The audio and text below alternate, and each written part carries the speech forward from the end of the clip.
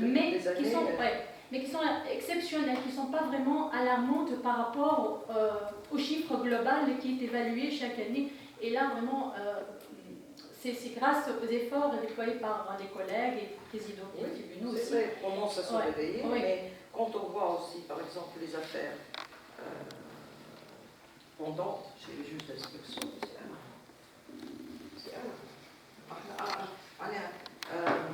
même en ne faisant pas une enquête, on sait qu'une affaire chez le juge d'instruction avant, elle est passée par là une année, chez lui, après, elle va chez lui. Maintenant, c'est normal, une affaire qui reste 4-5 ans, sans aucune audition, c'est quand même assez. Bon, si vous permettez, pour les délais en matière civile, les délais, toutes les statistiques sont faussées par le principe de les cadres avec guillemets. Toutes les affaires sont rejetées. Pour n'importe quel motif. Voilà. Et même pour la foi, parfois. Donc, on n'est pas réellement dans des délais ou des statistiques qui reflètent la réalité. Exactement. À chaque fois, parce qu'il faut même retravailler les affaires. Et alors, voilà, j'essaie de voir, je ne trouve pas des indicateurs très fiables que je pourrais comparer, etc. Et vraiment sortir avec une conclusion. C'est pour ça que je tâtonne. Je vous dis ça, je vous dis bon, parfois je parle de perception, parfois je parle d'un chiffre. Donc, si j'avais un tableau clair, je l'aurais présenté. Et puis, tout le monde a sa cartographie devant lui, ce qui n'est pas le cas. D'ailleurs, nous avons une défaillance énorme en matière de statistiques. Il faudra, parce que c'est ça la base. Il faudra vraiment. Concernant le professionnel du magistrat, le magistrat est par rapport, c'est les chefs de cellule, c'est les présidents de chambre, les 5 plus anciennes affaires. Donc, il est toujours notre professionnel par rapport à ce qu'il a été tranché comme affaire. Donc, il ne doit pas avoir vraiment des affaires qui arrivent pour des années traînées devant lui. Je pense que c'est là qu'on n'a pas vraiment. Est-ce qu'il y a réellement une redevabilité là? À Tunis 2, tribunal Tunis 2 ou bien Taskin, mais c'est un critère. C'est une forme de territorialité. Normalement, c'est un critère de X. Ça n'a pas changé. Non, mais est-ce c'est le conseil de législature qui a proposé les chefs de cellules ou les présidents de chambre qui évaluent avec le président du tribunal et face à etc. Non, je pense que ce sont des rapports personnels. Non, c'est purement personnel. Non, on parlait des indicateurs, voilà l'effort fourni pour justement résoudre toutes les affaires. Au niveau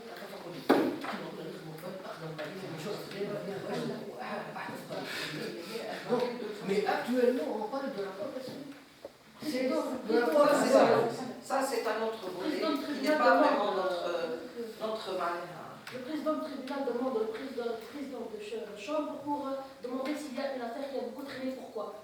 Donc c'est le président du tribunal qui insiste toujours à ce que les anciennes affaires soient vraiment tranchées. Normalement, ça va de ses responsabilités. Normalement. C'est ça le bon fonctionnement aussi d'un tribunal. D'accord? Alors, donc on a parlé des délais, certainement il y avait quand même une lenteur. Une lenteur qui est aussi en partie due aux procédures.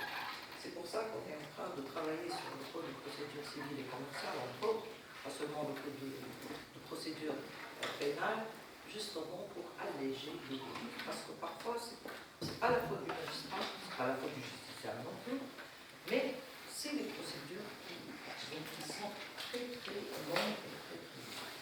Okay.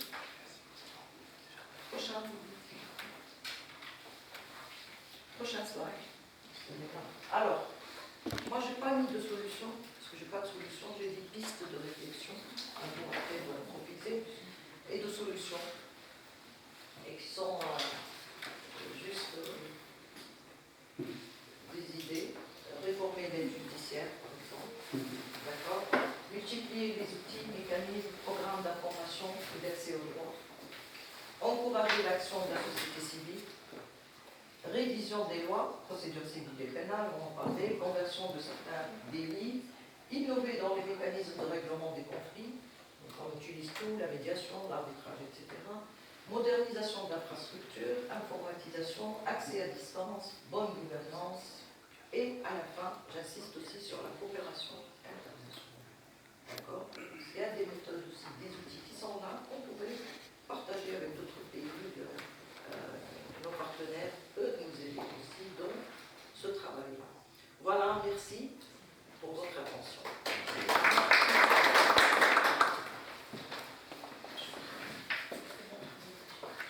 Merci beaucoup de cette formation. Je commence par Boucham, Takwa, Clément, Walid, Ahmed que j'ai déjà présenté, Hafed qui va faire toute la session avec vous, Mina et Oumaï Maledeo. Donc, parce que Najat a déjà donné une présentation quand même exhaustive. Pourquoi on l'avait inclus parmi les choses à faire ce matin? C'est tout simplement pour vous donner encore une fois un cadre général qui devrait vous permettre de mieux comprendre pourquoi on est là en fait aujourd'hui et demain. Et donc je ne vais pas faire la présentation dans les détails, mais je vais quand même vous la envoyer par email après. Donc juste pour vous donner quelques mots sur ça. Donc en fait, on s'est dit quand on a organisé cette formation, et justement Najat avait fait la suggestion de dire bon, on va faire quand même dédier une session de présentation initiale, le cadre général de l'accès à la justice, l'ODD 16 et les projets d'amélioration de l'accès à la justice américaine, dans lesquels justement cette activité d'enquête et de formation va intervenir. Simplement pour donner encore une fois un message sur comment cette enquête pourrait après nous aider tous, y compris justement le centre, à atteindre d'autres objectifs qui sont quand même liés aussi à l'objectif de développement durable 16. Donc, je répète, je vais très vite là-dessus. Donc, Najat nous a déjà dit que justement on passe en fait d'une évolution entre les 8 objectifs du millénaire vers les 17 objectifs de développement durable. Donc, il y a eu une évolution historique qui a montré en fait comment certaines thématiques n'étaient pas suffisamment traitées lors des objectifs du millénaire, y compris justement celui qui nous concerne, le 16. Et d'ailleurs, il y a toute une évolution même théorique donc, qui dit que effectivement les 8 objectifs du millénaire sont devenus après 9. Donc il y avait un 9e objectif qui concernait justement la gouvernance, qui petit à petit s'est transformé et est devenu l'objectif 16 dans l'agenda 2030. Ici, c'est juste une petite présentation graphique pour dire qu'il y a un moyen, une possibilité aussi de regrouper les objectifs, les 17 objectifs du millénaire en 5 groupes. 5 groupes qui sont avec 5 P, des groupes, donc E, puis planète, partenariat, prospérité et P. Et donc il y en a 5 pour la planète, 5 pour E, 5 pour prospérité, il y en a un spécifiquement dédié au partenariat, y compris notre partenariat, donc entre différentes agences des Nations Unies, le ministère de la Justice, le Centre et d'autres partenaires qui sont avec nous dans l'exécution de ces projets, et un objectif spécifique sur paix, justice et institutions.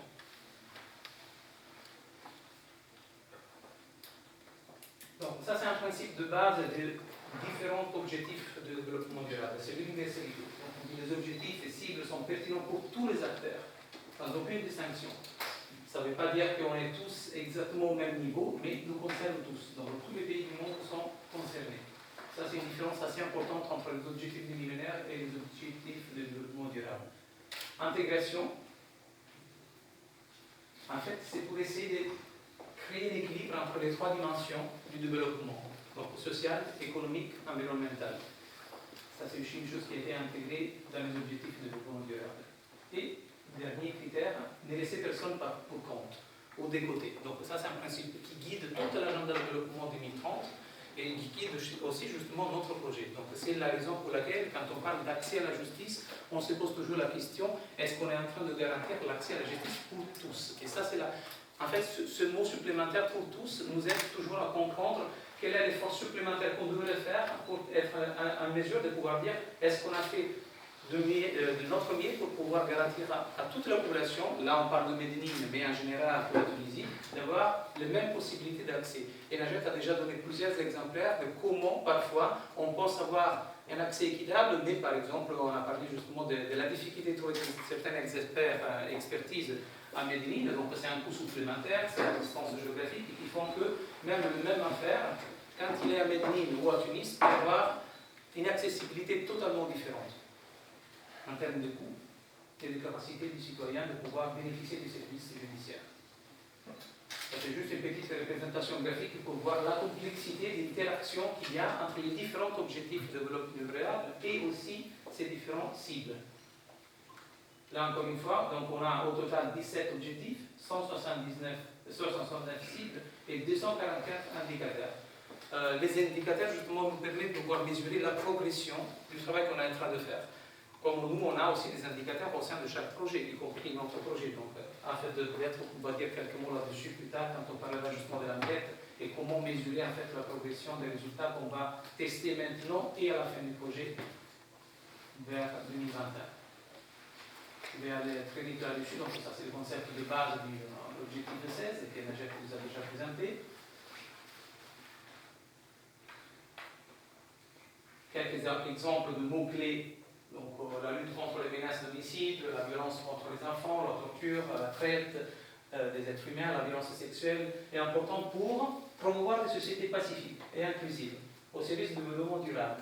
Donc ça, c'est pour dire que dans l'objectif 16, on trouve des différents sujets sur lesquels j'imagine que vous êtes aussi déjà en train de travailler et qui pourraient être aussi l'objet des études supplémentaires qu'on pourrait même faire. Ça, c'est l'historique en fait du développement. Comment on est arrivé à l'agenda 2030 et aux objectifs de développement durable, donc avec les différentes étapes. Donc je vous laisserai après la présentation donc, pour vous entrer dans les détails. Il y a aussi certains liens, donc je vous invite aussi à pouvoir cliquer là-dessus, entrer dans les détails. Quelques chiffres sur l'importance de l'objectif de développement 16, de développement durable numéro 16. Ici, il y a les différentes cibles. Nous, on est principalement concernés par celle-là, 16.3. Donc, promouvoir l'état de droit au niveau national et international et donner à tous accès à la justice, dans les conditions d'égalité. Il y a aussi un objectif, une cible qui concerne en plus un projet dédié à part par le CNIL sur la redevabilité publique, mais qui concerne aussi de manière indirecte notre projet, réduire nettement la corruption et la pratique des pots de vin sur toutes leurs formes. Donc, en fait, on a une activité qui s'appelle l'îlot d'intégrité au milieu judiciaire et pénitentiaire qu'on va tester à Medellín. Donc, en fait, cette cible-là nous intéresse aussi. Et puis, on a la 16.7, faire en sorte que le dynamisme, l'ouverture, la participation et la représentation à tous les niveaux caractérisent la prise des décisions. Et là, concerne exactement l'exercice que vous allez faire sur le terrain. Donc, une enquête de terrain se base sur l'opinion des justiciables. Donc, c'est la participation des justiciables qui nous permettra de pouvoir améliorer justement le système judiciaire à Medellín. Sur la base des conclusions de cette enquête, donc grâce à la participation des justiciables, on pourra tirer des conclusions, transformer ça en action, donc qu'est-ce qu'on peut faire de manière pratique pour améliorer l'accès à la justice, et avec l'aide justement du centre, aussi dégager après des idées supplémentaires pour faire des recherches. Donc c'est grâce à cette participation qu'on pourra faire ça.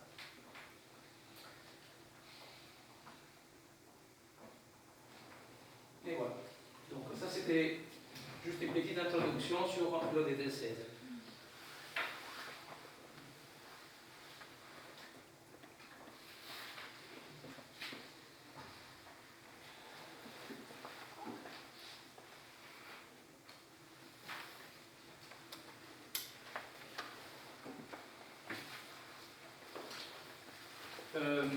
La dernière fois, quand on avait fait la réunion chez vous au centre, on a déjà fait quand même une petite introduction. Donc là encore, je vais aller assez vite. Je vous laisse après la présentation, donc vous pourrez lire un peu plus de détails là-dessus. C'est une brève présentation du programme conjoint PNUD HDH avec le ministère de la Justice d'amélioration de l'accès à la justice dans les gouvernements de Medellín, qui fait partie d'un programme plus vaste qu'on appelle Programme d'accès au droit, toujours un programme conjoint avec le HDH, et qui a plusieurs composantes. Donc, il y a plusieurs projets là-dedans. Le plus important, et d'ailleurs c'est le premier qui a commencé, donc le 1er avril 2019, on a signé avec le ministère de la Justice et on a commencé immédiatement après avec la première réunion du comité de pilotage. Et donc c'est le projet d'amélioration à l'accès à la justice à Medellín, qui en fait vise à renforcer deux différents aspects. Un, c'est plutôt institutionnel, donc une série d'institutions clés en tant que détentrices d'obligations afin de leur permettre de mieux œuvrer dans la protection et la promotion des droits de l'homme, et la population. Donc, aux populations, et s'adresse aux populations avec un accent sur des groupes spécifiques tout en privilégiant des actions leur permettant de bénéficier de leurs droits. Donc ça sont les deux actions principales au sein du programme Accès au droit. Et ça, c'est la théorie du changement du programme. Donc si on peut amener un appui technique et logistique aux institutions, donc les différentes institutions qu'on est en train d'appuyer, y compris le ministère de la Justice, pour une justice indépendante et de qualité, et si, de l'autre côté, donc, pour ce qui concerne la population, un appui technique aux populations pour le renforcement de leur connaissance sur leurs droits et institutions qui les défendent, alors qu'est-ce qu'on aura? Donc si ces deux conditions s'avèrent, alors les populations sont capables de faire valoir leurs droits et font davantage confiance à l'État. Les différents projets du programme Accès au droit, donc ça juste un aperçu général, donc le projet d'accès à la justice à Medellín, un projet d'appui au Conseil supérieur de la magistrature, un projet d'appui à l'instance nationale de prévention de la torture et à l'instance nationale de lutte contre la traite des personnes, un projet à la future Cour constitutionnelle, un projet à la future instance de droits de l'homme, un projet qu'on est en train de finaliser maintenant sur la conception sur la justice des genres, un appui au tribunal administratif, un appui à la justice transitionnelle, donc c'est la continuation d'un processus qui nous a vu avec le HCDH depuis le début de ce processus en cours, avec le ministère de la Justice, le CSL, à l'époque il y avait aussi l'IVD, et une réflexion encore en cours sur l'intégration de droits de l'homme dans le secteur privé, donc business human rights. Notre focus, c'est celui-là, donc le projet d'amélioration de l'accès à la justice dans le gouvernement du pays.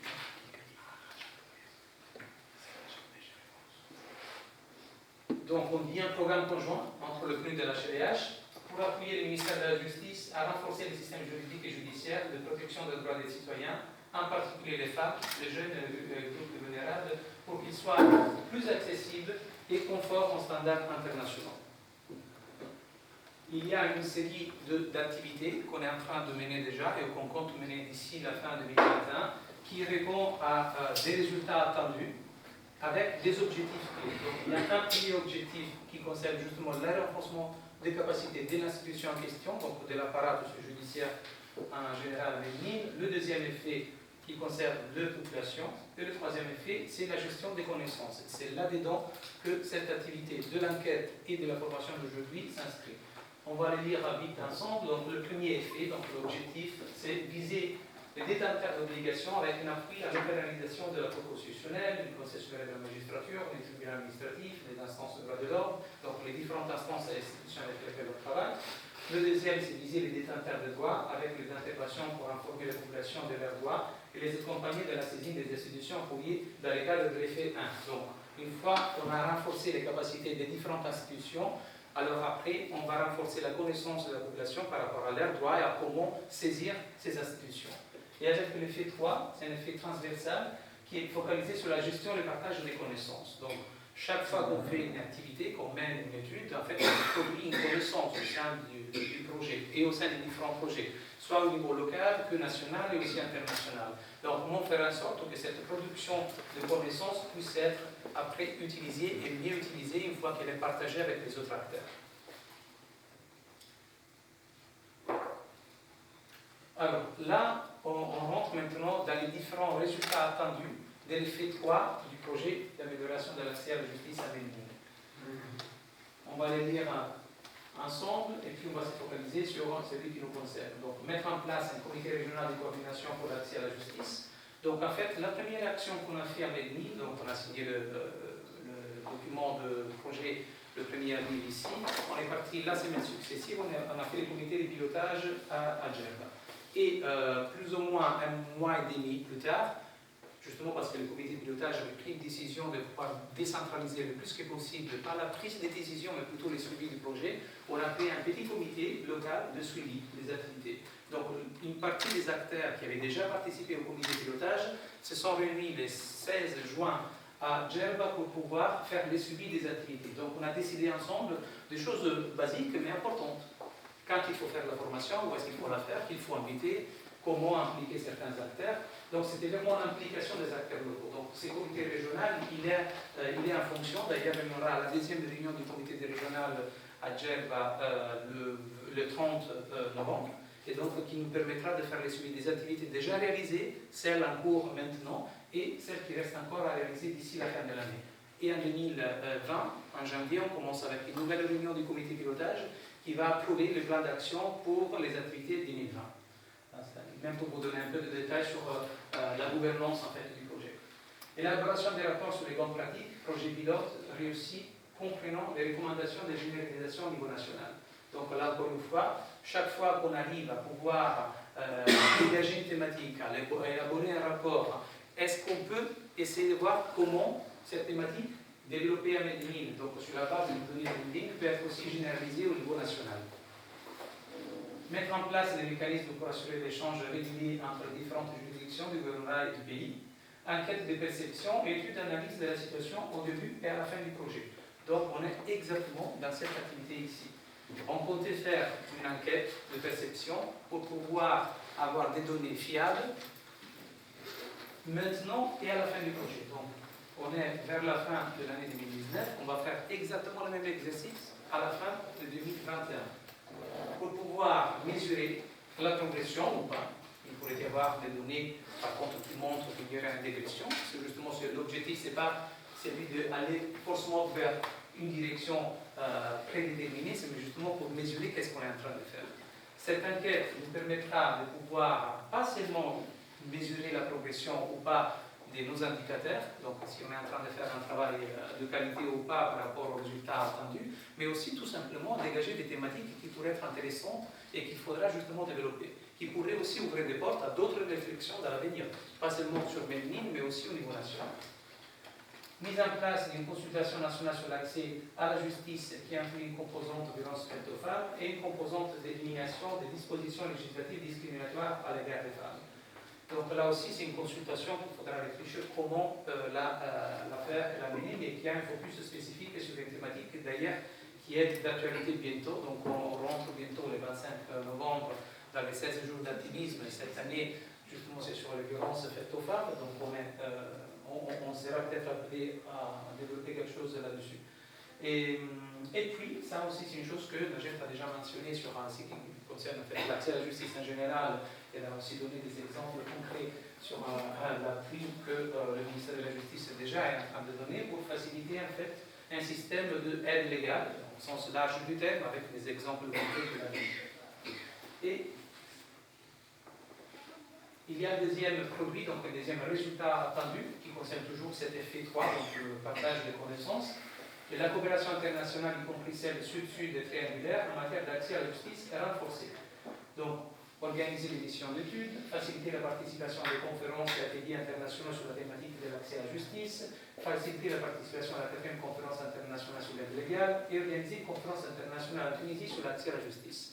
Alors, on a déjà organisé dans le cadre du projet une mission en Argentine au mois de mai, parce qu'il y avait justement le rapport sur l'accès à la justice pour tous qui a été lancé au niveau international et la version espagnole a été lancée justement en Argentine pour pouvoir le lier aussi à l'accès à la justice pour les femmes. Donc en fait, il y avait quand même un mouvement assez important. On a aussi déjà participé l'année dernière à la 3e conférence sur l'aide légale qui s'est tenue en Géorgie et on compte justement faire en sorte que le ministère de la Justice puisse participer à la prochaine conférence internationale sur l'aide légale qui s'est tenue au Brésil vers la fin de l'année prochaine. Et puis, on vise à organiser une conférence ici en Tunisie sur l'aide légale. Il peut y avoir une dynamique régionale, il y a quand même aussi d'autres pays de la région qui sont en train de travailler plus ou moins avec la même vitesse et le même niveau d'intérêt de la Tunisie, donc ça pourrait être aussi intéressant de se comparer comment les autres pays de la région sont en train d'évoluer sur une thématique qui est complexe, hein, ça il faudrait dire. C'est aussi lié aux moyens financiers, ce n'est pas seulement une question de politique. Et donc, en fait, on est aussi sur ces 4 activités. Et voilà, donc en gros, ça c'est la présentation du programme conjoint PNUD-HCDH et le ministère de la Justice, dans lequel l'activité d'enquête est inscrite et dans laquelle, justement, pour pouvoir faire l'enquête de terrain, on avait besoin justement aujourd'hui et demain de pouvoir harmoniser avec vous tous la méthodologie de travail, comment mener l'enquête, mais surtout aussi revoir avec vous le questionnaire, voir s'il y a des petites modifications à apporter, et donc pouvoir partir et aller sur le terrain dès que possible. Donc merci encore une fois à vous tous. J'avoue que je suis de plus en plus content de cette formation pour une question très simple. Je pense que c'est la première fois que, au moins moi, que je participe à une formation avec des magistrats qui ont compris l'importance de pouvoir se baser sur des données de terrain, donc de descendre sur le terrain, faire une enquête. Je suis sûr et certain que pas tous les magistrats de la Tunisie et d'autres pays auront accepté de faire ça.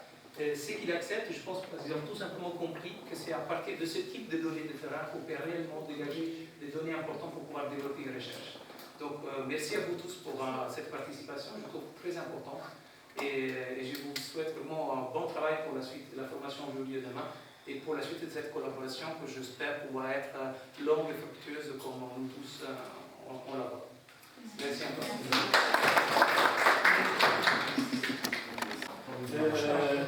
Merci, c'est Mounir et Madame Najer et Corrado pour la présentation, surtout du cadre général dans lequel s'insèrent nos activités de recherche. Petit à petit, Najer nous a parlé du concept des aspects conceptuels les plus importants sur l'accès à la justice, à l'échelle internationale en Tunisie, quels sont les défis, pour ne pas dire les problèmes, les défis essentiels. Corrado nous a fait un survol sur les ODD, et l'ODD est un zoom sur l'ODD 16, paix, justice et institutions efficaces, dans lequel au sein duquel on s'insère et on insère nos activités, nos projets. Ensuite, le programme Accès au droit, avec ses différents projets, signés, pas encore signés, et un zoom particulier sur les activités ou bien les produits du projet Accès à la justice, l'aide légale, etc. Il y a pas mal d'aspects, y compris le partage et l'échange des connaissances, etc. Là, on va rentrer ensemble au niveau de l'aspect activité de recherche du projet. Les activités de recherche du projet constituent quelque chose de très important, surtout en ce moment. Nous sommes en train d'essayer d'entamer les activités de recherche pour constituer la baseline, l'étude de référence du projet. La baseline du projet, c'est-à-dire le projet au démarrage. Quelle est la photo? L'état des lieux de l'accès à la justice à Medni au démarrage du projet. Ça, c'est la baseline. On va refaire le même travail, on va l'appeler l'endline. L'endline, c'est la ligne d'arrivée. On va prendre la même photo en utilisant les mêmes instruments. Et on va comparer les évolutions, les changements que le projet a peut-être induit et provoqué. Et on va constater où le projet n'a pas évolué convenablement et où il y a eu des problèmes de... Donc, aujourd'hui, nous entamons la première phase, les activités de recherche, pour constituer cette baseline. En quoi consistent ces activités de recherche? Au fait, il y a deux activités de recherche importantes qui sont engagées en même temps. La première activité, c'est une étude qualitative d'appréciation des performances des services judiciaires et pénitentiaires à Medni. C'est une étude qui cible les acteurs professionnels concernés. C'est une étude qualitative, on utilise des instruments des études qualitatives. Après la pause, je vais en parler un peu de ces instruments. C'est une étude en voie d'achèvement, actuellement, l'étude qualitative. Nous avons mené une trentaine d'entretiens qualitatifs, d'entretiens semi-directifs avec les acteurs de la chaîne judiciaire à Medni. Les acteurs de la chaîne judiciaire à Medni, ça veut dire les magistrats, les avocats, les huissiers, les greffiers, les et les institutions publiques qui contribuent, donc, tels que les centres de défense sociale, par exemple, qui ont des relations, le délégué de protection de l'enfance, etc. Les acteurs de la chaîne judiciaire à Médine, la police judiciaire, la garde nationale, etc. Ce sont des entretiens qui ont été conduits le mois dernier à Médine, avec donc la contribution et l'enthousiasme de ces acteurs qui ont vraiment permis de dégager des informations pertinentes, des informations pertinentes sur les performances de leur action et des partenariats autour de la justice dans la région de Médine. Nous devons continuer ce travail prochainement avec des entretiens semi-directifs également avec les acteurs de la chaîne pénitentiaire. Au fait, on a amorcé le processus. On a eu des entretiens, bien sûr, avec le procureur, le président du tribunal de première instance, cour d'appel, et surtout le juge d'application des peines, qui constitue le lien entre l'institution judiciaire et l'institution pénitentiaire. Donc, c'est une enquête qualitative en voie d'achèvement, disons. C'est la première partie des activités de recherche, qui va nous permettre de dégager quelle vision portent les acteurs sur leurs performances respectives. La deuxième enquête, et pour laquelle on va consacrer beaucoup de temps ensemble, et pour laquelle le centre est engagé avec nous dans sa réalisation, c'est une enquête de perception, connaissance et satisfaction auprès des usagers des services judiciaires et pénitentiaires à Médine. Les usagers des services pénitentiaires et judiciaires et pénitentiaires à Médine. Les justiciables. Usagers de services. On est tous justiciables, mais nous ciblons les usagers, c'est-à-dire ceux qui se trouvent dans ces institutions pour une raison ou une autre. Ceux qui sont en contact, ceux et celles qui sont en contact avec ces institutions. Donc, cette enquête, cette deuxième enquête de perception, je passe rapidement, mais vous aurez tout le texte.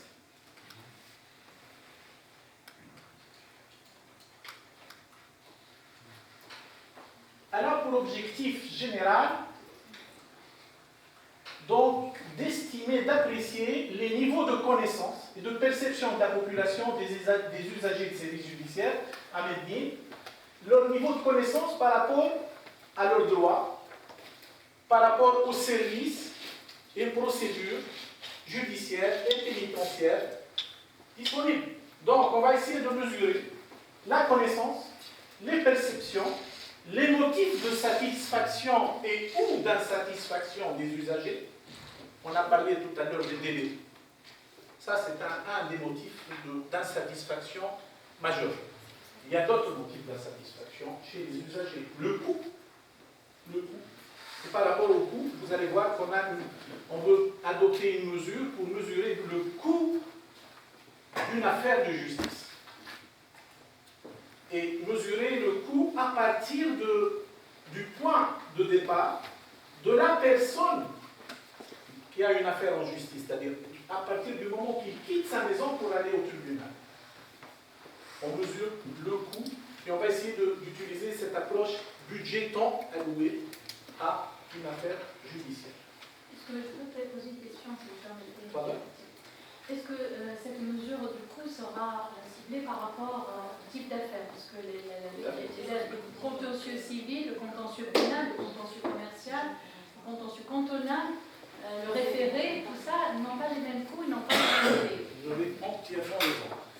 Moi, je ne voulais pas réagir tout à l'heure aux moyennes générales avancées par Nager. Les moyennes générales cachent beaucoup de disparités.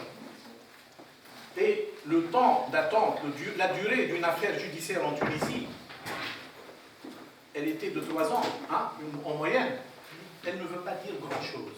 parce qu'il faut l'apprendre en civil, dans le domaine pénal, par rapport aux problèmes de l'enfance, par rapport aux problèmes de la justice administrative, etc., le foncier, etc. Il y a des moyens différents. Moi, je préfère aller, je n'utilise pas beaucoup les moyens généraux statistiques parce qu'elles cachent beaucoup de disparités. Donc le coût, forcément, sera désagrégé par type d'affaires, par lieu, par proximité géographique, par un certain nombre de paramètres. Après les motifs de satisfaction et d'insatisfaction, on va essayer de recueillir les recommandations et les propositions des usagers pour améliorer l'accès à la justice. Il n'y a pas mieux que les usagers pour présenter des recommandations parce qu'ils sont sur le terrain, ils sont dans cette réalité de la relation avec la justice. La méthodologie, rapidement, on a des pauses café qui nous attendent. Sur la question clé, c'est la question de la méthodologie. Donc, si on fait un petit peu sur les organisations qui ont de l'expérience en matière d'enquête de satisfaction des usagers de la justice, là je cite spécialement la CEPEJ, la Commission européenne d'efficacité de la justice, qui travaille depuis une bonne vingtaine d'années et qui fait chaque année des études de satisfaction, et puis dans le but de comparer avec ce qui s'est passé dans chaque année elle se refait, et puis de se comparer par rapport aux pays de même taille, économique et tout cela, sur les 47 pays du secteur. Le premier, où la difficulté la plus importante, c'est la question du choix du questionnaire. Et là, généralement, ce sont les experts qui, après concertation, décident que, voilà, notre enquête va prendre cette forme et les questions seront ainsi et cela. Et là, on peut faire même une petite comparaison avec l'étude élaborée par le ministère de la Justice en 2013 sur la justice tunisienne. Et parfois, on trouve qu'il y a des questions qui ne sont pas très importantes dans mon modeste sens. Et on nous dit des questions qui sont très, très pertinentes. Et là, qui va décider de ça? Je pense qu'il fallait, ou il faut qu'on élargisse le débat sur la question de l'enquête. Sinon, c'est nul, parce que dans les questions, il y a une grande partie de la réponse. Je peux orienter l'usager de la justice en posant la question de cette manière. Et là, à mon modeste sens, encore une fois, ça peut toucher la fiabilité et la pertinence de notre enquête. Très bien. Oui, s'il vous plaît, une dernière question sur l'échantillonnage. Il y a, scientifiquement, ça prend, c'est une science qui est dédiée à ces questions. Mais il y a une spécificité de la question des usagers de